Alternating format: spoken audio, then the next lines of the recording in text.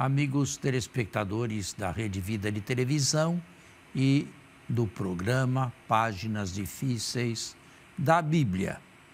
Na verdade, e já perceberam, nós estamos fazendo um parênteses para explicar o Evangelho celebrado, porque este livro aqui não foi feito apenas para ser lido. Ele não foi feito apenas para ser estudado ou aprofundado. Ele foi feito também, diria sobretudo, para ser celebrado. É a partir da celebração litúrgica que o texto, através da voz do autor ou do leitor, melhor, traz à tona a palavra de Deus. Aqui está o texto, através dos bons serviços de bons leitores, se extrai do texto a palavra de Deus. E como diz a Constituição sobre a liturgia do Concílio Vaticano II, quando as Escrituras são lidas na Assembleia, é o próprio Cristo quem fala e depois se explica. A função nossa é nos preparar interiormente para escutar esta palavra que ressoa, sobretudo, na liturgia viva. Padre Anselmo? Bom dia, Padre Fernando. Bom dia a você, meu irmão, minha irmã, que todos os domingos nos acompanha aqui através da nossa Rede Vida de Televisão. Hoje é um domingo especial, é domingo de Ramos.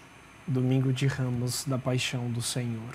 Então entramos na chamada Grande Semana, a Semana Santa, e como bem nos introduziu o Padre Fernando, todos sabem que com este parêntese dado, nós estamos meditando a palavra de Deus no seu momento alto, que é na liturgia eucarística. Padre, de acordo com o que falamos no último programa, acho que falamos muito sobre sermão bíblico, homilia, e creio que o que é e o que não é. Bem. Exatamente, né? E hoje, certamente, devemos continuar a nossa reflexão, né? Devemos. Tenho ouvido, até a priori, né, bons comentários do nosso programa. Acredito que este parêntese aqui temático de explicar a missa, popularmente falando, parte por parte, tem ajudado cada fiel, cada leigo, lá na sua realidade paroquial e pastoral. Não é? Certo. E agora, uma palavrinha não longa demais sobre o credo. O credo, creio em Deus Pai Todo-Poderoso, não é recitado todos os dias.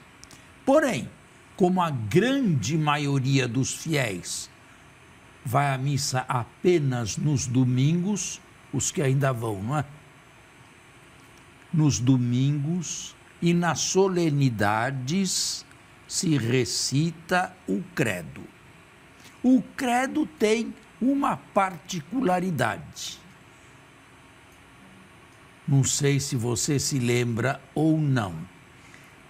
É a única oração, ou é uma profissão de fé, mais que uma oração, que é feita no singular, não no plural. A igreja ama o plural, prefere o plural ao singular. Nós amamos, nós confiamos, nós nos entregamos, nós pedimos perdão, tudo nós. Mas quando se trata do credo, é eu creio e não nós cremos. No credo inteirinho do começo ao fim. Apenas a primeira pessoa do singular. E é capaz de dizer por quê? Porque ninguém crê pelo outro. O crer supõe uma adesão pessoal, né? Pessoal intransferível. Nem marido passa a sua fé para a esposa. Nem a esposa passa a sua fé para os filhos. Ela pode crer e os filhos não. Podem marido e mulher dormir numa mesma cama. Um não passa a fé para o outro. Nem que quisesse. É um risco ponderado, é um risco justificado, racionalmente e sobrenaturalmente justificado, mas que cada um faz por conta própria. Padre, no rito da missa, em se tratando do credo, nós, e muitos sabem, temos 2 credos. Temos o símbolo dos apóstolos, que diria aquele... o apostólico. O apostólico, o comumente o mais popular, o mais rezado. E temos o símbolo niceno-constantinopolitano. Por que os 2? Por que não um só? Teria alguma explicação? Não. Um foi elaborado nos concílios de Nicéia e Calcedônia e outro provém do século IV. É uma espécie de abreviação do século IV, provavelmente usado nas liturgias batismais. Quando criança, sobretudo no interior, na catequese, sempre nos ensinaram que quando o cristão católico se confronta com uma tentação, uma espécie de problema, que a gente devesse sempre na vida rezar o clero. Deveríamos explicar para o povo, o credo, perdão. Teria o credo, essa profissão de fé, uma dimensão exorcista?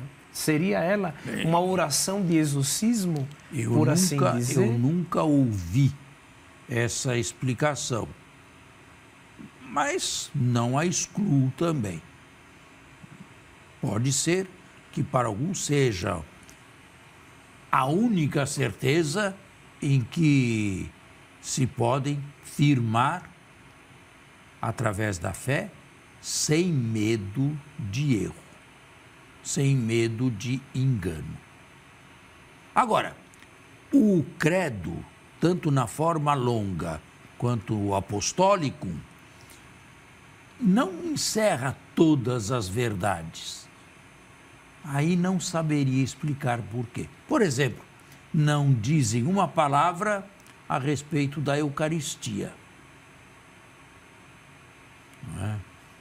Que é central na nossa fé cristã católica. Né? O sacramento, os únicos sacramentos são, o único sacramento, o batismo. Creio num só batismo para a remissão dos pecados. Depois a ressurreição da carne ou dos mortos e a vida eterna. Termina com a vida eterna, porque o término da vida cristã é a vida eterna. Padre, agora certamente uma dúvida do povo que nos acompanha. O credo, ele deve ser professado por aqueles que receberam o batismo, aqueles que ainda não receberam, pode recitá-lo? Como que acontece isso? Pode. Os catecúmenos, por exemplo, podem, eles aprenderam antes do batismo o credo. Eles recitavam o credo antes de serem batizados. E era a mesma condição, porque o batismo nada mais é que o sacramento da fé, o sinal visível da fé. Portanto, todos podem recitar o credo. Agora, espero que o façam com dignidade e sabendo exatamente o que estão dizendo.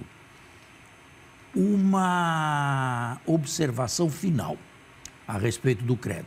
Existem dois verbos em português que se tornaram, a meu ver, injustamente sinônimos: crer e acreditar. E o próprio lecionário parece não fazer muita distinção entre crer e acreditar. Eles acreditaram em Jesus. Isto, a meu ver, está errado. Por quê? Há uma diferença enorme entre o verbo crer e o verbo acreditar. Eu posso, por exemplo, acreditar no futuro do Brasil, mas eu não tenho nenhuma certeza. Pode isto aqui vir água abaixo. Quando eu digo eu creio em Deus, eu estou falando de alguma coisa que não é subjetivamente sujeita a engano e a não consenso. Mas, de algum modo, você não conhece o futuro que está por vir. Não conheço, mas a fé me dá a certeza que a crença só não dá. Temos que fazer um intervalo e voltamos.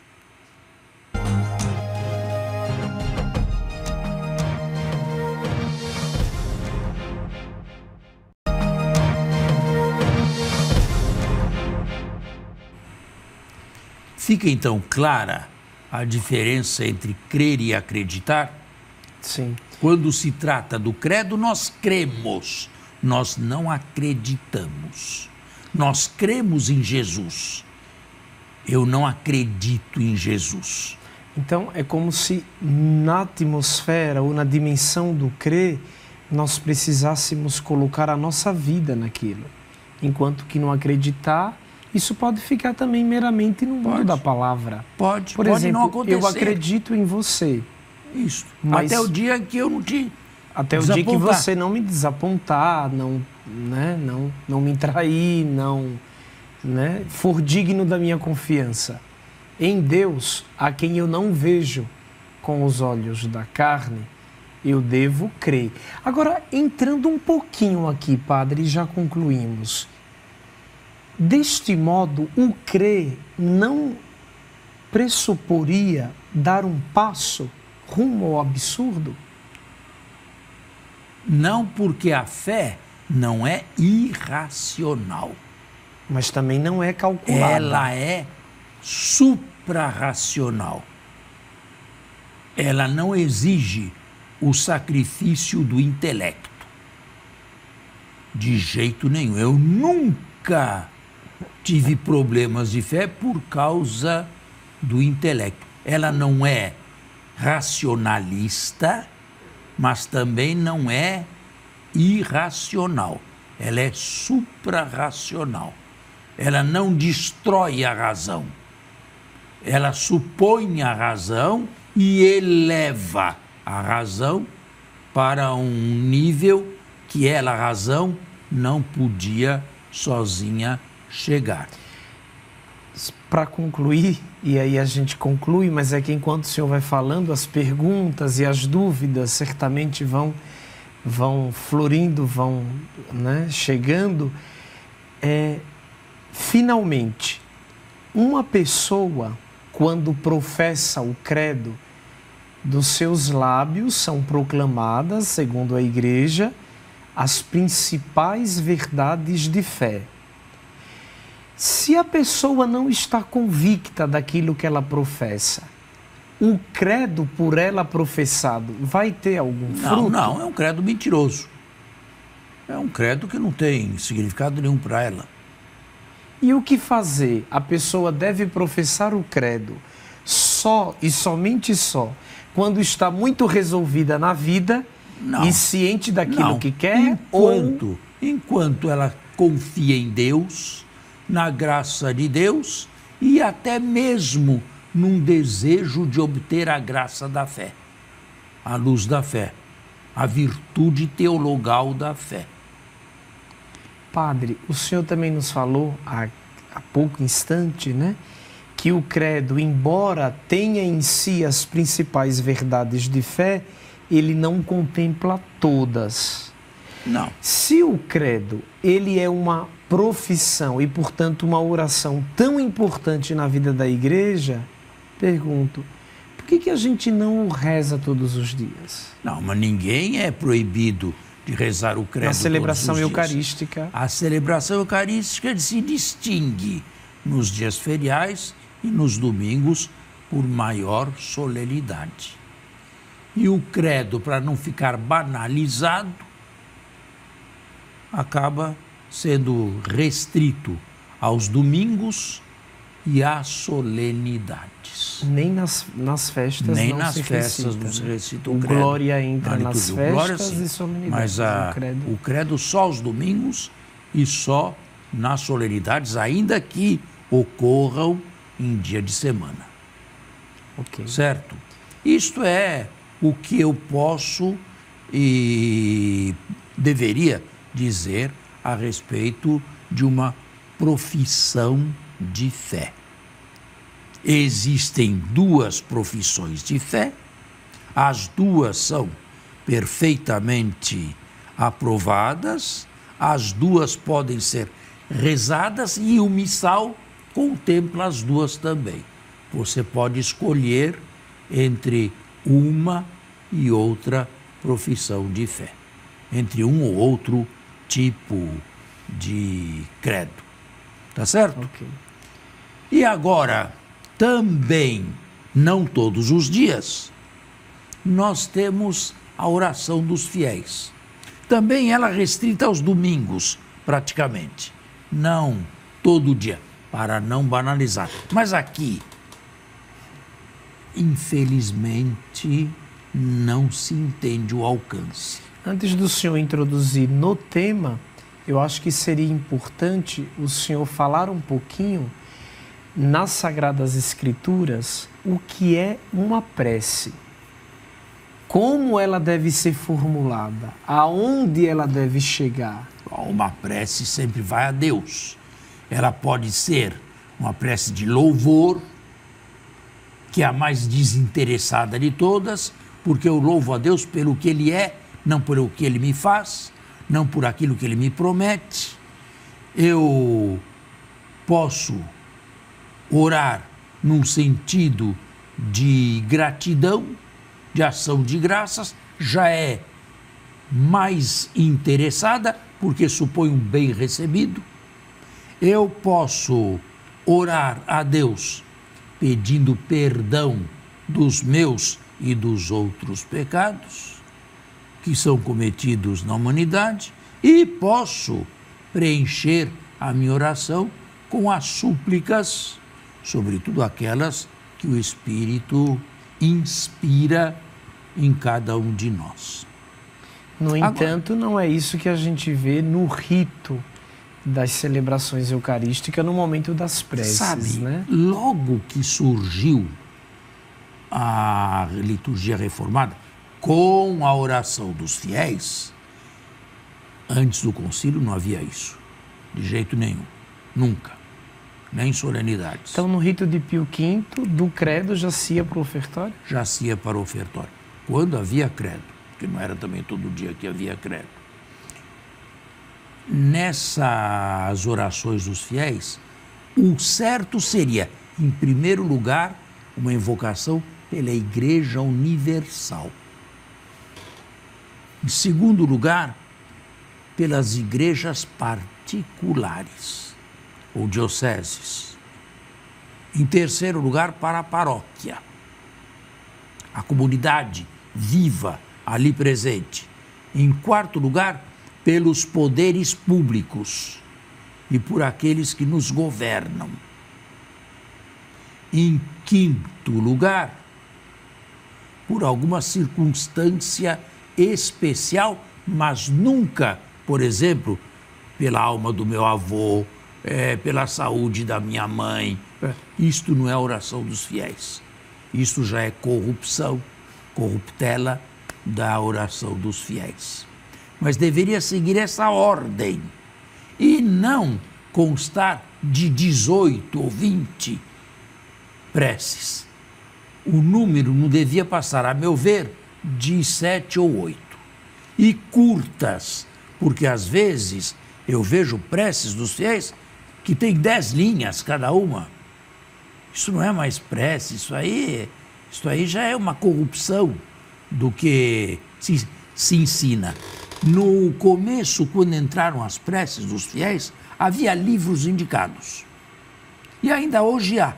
Você pode procurar nas livrarias católicas orações dos fiéis para todos os domingos, para as solenidades, para as festas, as solenidades de Nossa Senhora, para os fiéis defuntos. Você pode... Tem inclusive um ritual. Tem só de preces. É que, hoje em dia, poucos usam isso. Poucos usam isso.